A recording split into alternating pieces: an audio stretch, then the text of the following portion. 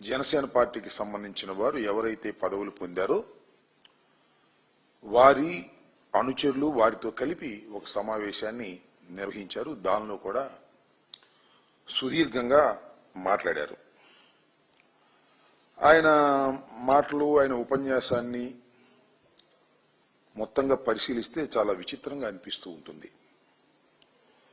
Opening లోనేమో over action చేస్తారు, ఇంటర్వెల్లోనేమో irritation అవుతారు, కంక్లూజన్లోనేమో confuse అయిపోతాడు. ఈ రకంగా ఆయన ఏం మాట్లాడుతున్నాడో ఆయనకి అర్థం కాదు, లోతుగా ఆలోచిస్తే వినే వాళ్ళకి అర్థం కానటువంటి పరిస్థితులు. ఈ 3 సమావేశాల్లోనూ ఆ సందర్భోచితంగా మాట్లాడే మాటలు మాట్లాడొచ్చు, తప్పులేదు. ఆయన గురించి, ఆయన పార్టీ గురించి వండర్ఫుల్.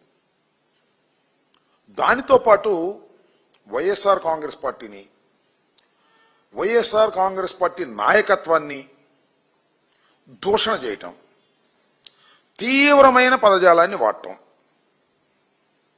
పీకుడు లాంగ్వేజ్ కూడా వాడేటటువంటి పరిస్థితిలో మరి పవన్ కళ్యాణ్ గారు ప్రవర్తిస్తున్నారు అంటే చాలా విచిత్రం వేసింది. ఆ రకంగా ఎందుకు మాట్లాడుతున్నారు? ఎవరన్నా మిమ్మల్ని ఏమైనా అన్నారా? ఎవరేమన్నా ఈ మధ్యకాలంలో? అయినా ఆయనకి ఎక్కడి నుంచో ఒక ఆవేశం వచ్చేస్తుంది. మధ్యలో ఆవేశం వచ్చేసి చాలా చాలా పిచ్చి పిచ్చి మాటలు మాట్లాడుతున్నాడు. అసలు జోగి ఆదిత్యలాగా చేసేయాలంటున్నాడు అంతే. అరచేతిలో రేఖలు చెరిపేస్తాడంట, నలగొట్టేస్తాడంట, రౌడీజం చేస్తే తొక్కేస్తాడంట. ఇట్లా ఏందో ఒక పొలిటికల్ లాంగ్వేజ్ కాకుండా భిన్నమైనటువంటి లాంగ్వేజ్ మాట్లాడి ఎవరినో బెదిరించాలనేటువంటి భావన వారిలో కనిపిస్తూ ఉంది. ఎందుకు ఈ భాష మాట్లాడుతున్నారు? సడన్ గా ఏదైనా ఒక అకేషన్ ఆయన ఎవరన్నా ఏదన్నా అంటే ఆయన రియాక్షన్ అయితే అది వేరే విషయం. ఎవరు ఏమన్నా, ఎవరినేమన్నా అన్నారా? ఎవరేమన్నా అంటే చెప్పు, సూటిగా చెప్పు, అడుగుతా ఉన్నా. గౌరవ పవన్ కళ్యాణ్ గారు, ఉప ముఖ్యమంత్రి గారు, మిమ్మల్ని ఎవరన్నా ఏమైనా ఈ మధ్య కాలంలో అన్నారా అంటే తెలంగాణ వాళ్ళు అన్నారు మీరు పిచ్చి మాటలు మాట్లాడితే. ఎందుకు వైఎస్ఆర్ కాంగ్రెస్ పార్టీ మీద, నాయకత్వం మీద మీ ఇష్టం వచ్చినట్టుగా దూషణ భూషణలు మాట్లాడి తీవ్ర పదజాలం వాడేటటువంటి కార్యక్రమం ఎందుకు చేస్తున్నారు? ఎందుకు చేస్తారంటే ఈ మధ్యన చాలా ఇష్యూస్ వచ్చినాయి.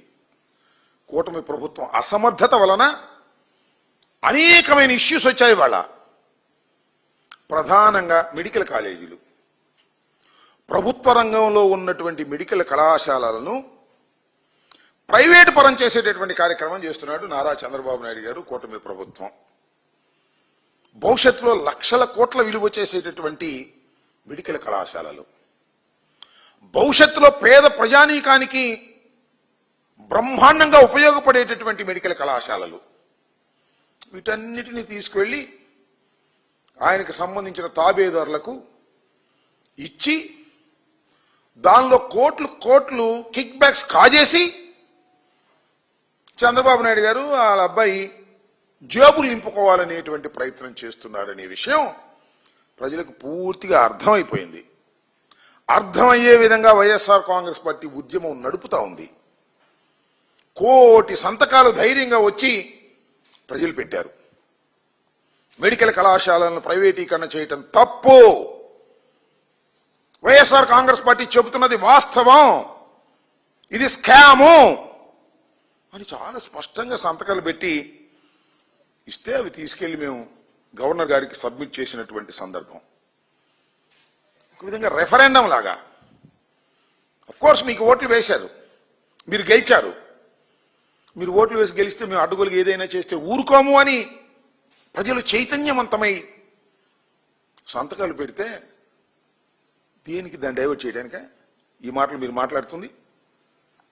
మెడికల్ కాలేజ్ ఇష్యూస్ ని డైవర్ట్ చేసే కార్యక్రమం టక్కన మీరు వస్తారు, ఏదేదో పిచ్చి పిచ్చిగా మాట్లాడేసేటటువంటి కార్యక్రమం మీరు చేస్తున్నారు. ఇది చాలా దురదృష్టకరమైనటువంటి పరిణామం అని నేను ఈ సందర్భంగా చెప్పదలుచుకున్నాను.